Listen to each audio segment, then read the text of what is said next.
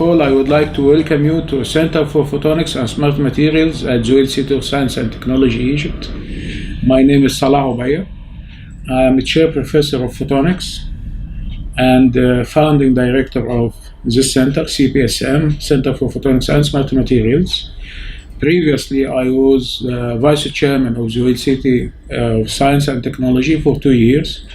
And before that, I spent almost 15 years in UK working in different universities. And the latest position I have assumed in UK was a chair professor of photonics and leader of Center for Photonics and University of South Wales.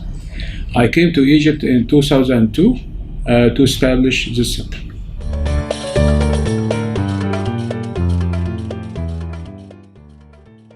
Nanophotonics is a branch of science that looks at the physical interaction of light matter at dimensions that are extremely small, dimensions such as micrometer, which is 1/million of meter, and nanometer, which is 1/billion of meter. And such as very, very small dimensions, we have a number of fascinating physical phenomena. We are accustomed to the wave nature of light matter interaction. However, at these extremely small dimensions, we can encounter another dimension of light matter interaction that can only be explained by another nature of light, which is particle nature of light. And if I can describe photon is the main or key building block of light. Actually, photonics plays a very, very important role in our life, because photonics as a branch, science and technology penetrates a number of our daily life applications, right across from renewable energy, healthcare monitoring, environmental applications, medical applications, telecommunications, optical fiber, and all of these applications wouldn't be existing in our life without photonics.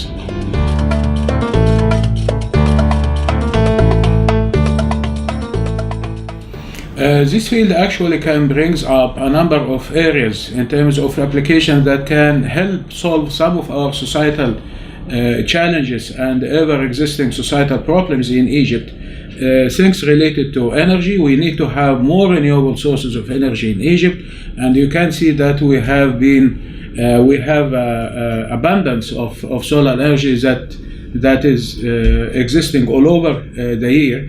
However, the portion of solar energy that we can use in our energy generation spectrum in Egypt is not that large. So one of our missions in this center is to design new generation of solar cells that have a number of advantages. Number one, we have to rely on materials that can exist or that exist already in the Egyptian nature. Materials that are easy to find and low cost. Yet we also need to consider another aspect of these solar cells, which is the efficiency. How much electricity we can generate from the light incident on our solar cell. This ratio is called efficiency. The silicon solar cells, that's quite well known now in the market, the efficiency is about 17-18%. And thanks to our research efforts in the last 6 years in the center, we have managed to double this number, and we are now about to go into 42-43% in terms of solar cells efficiencies. Another aspect or another application that we are heavily working on is health monitoring tools. We know that most of the Egyptian people, Africa, Middle East, Arab region, they are suffering from some epidemic diseases such as diabetics, and we need to have some cheap, quick, effective, and less painful tools to measure, for example, glucose in the blood. And in the last year, we have come up with new designs of glucose monitoring tools that are not depending on taking blood samples, the conventional way of looking at glucose, taking blood sample from the body. Rather, we are looking at how much we know about the glucose level from reflected light pulses from the body. This is another application. We have almost finished the design of the sensor, and we are now in the process of fabricating this glucose blood sensor that, as I said, will be useful for health monitoring and can be extended to look at the health condition related to other diseases. The third application that we are heavily working on at the moment is to come up with a new concept for designing optical communication network that can satisfy the requirement of radio communications and internet applications that are heavily consuming energy. So we need to have a new look or a new design concepts related to not only expanding the communication resources in terms of bandwidth and data capacity and so on, but we need also to give a closer look or a better look to the energy aspect. By 2030, there is a report that has been released by IEEE in the last couple of years.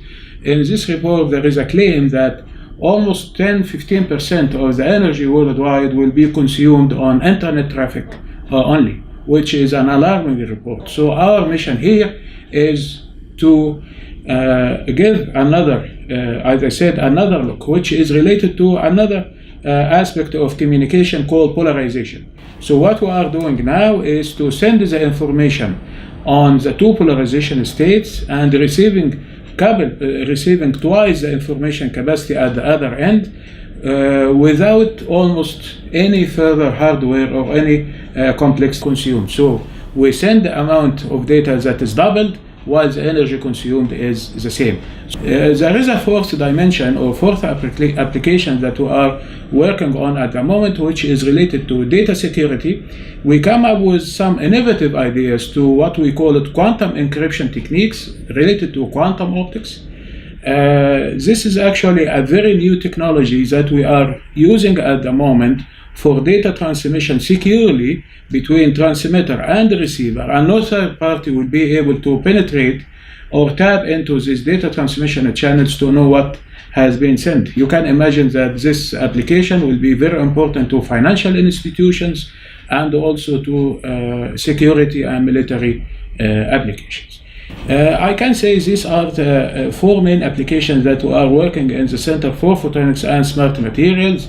And as I highlighted at the beginning, looking at the Egyptian society challenges and problems in energy, in water treatment, in solar cells, in health monitoring, and data transmission and data security, I think we are doing our best to satisfy the demands, the current demands and future demands of our Egyptian society, Africa, Arab region, and Middle East at large.